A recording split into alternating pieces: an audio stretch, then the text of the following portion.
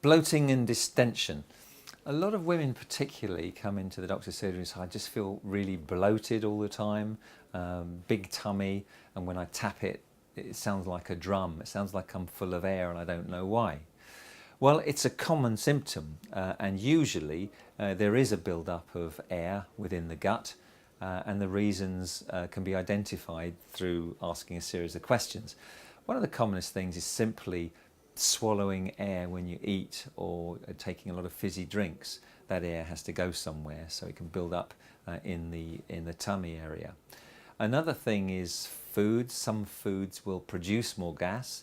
FODMAP foods, those are fermentable oligosaccharides, disaccharides, monosaccharides and polyols, and these are contained in things particularly like peas, beans, sprouts, cabbage, green vegetables. They're broken down by friendly bacteria in the gut. They produce a lot of gas, and you notice that as a distended tummy.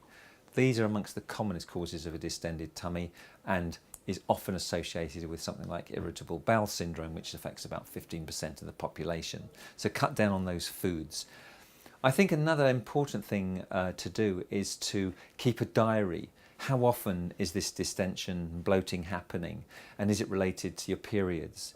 Very often women with premenstrual syndrome will get bloating as part of the syndrome, and it may well be that the hormones that are occurring at that time are having an effect on the gut to cause bloating. So keep a diary, that's helpful, and keep a food diary.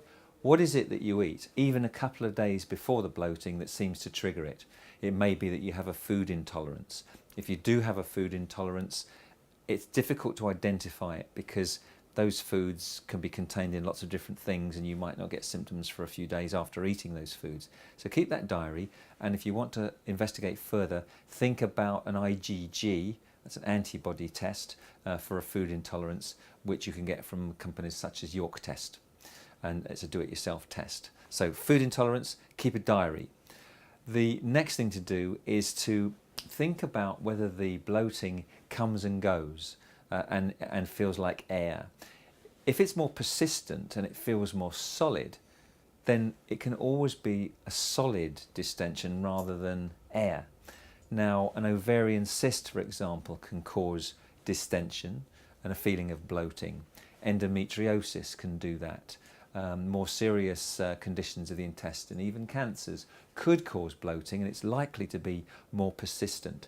So if you've got persistent bloating and there's no dietary cause that's obvious, go and talk to your doctor. He can examine you, he can feel for any lumps or bumps that might be abnormal, and if he's worried, can investigate further.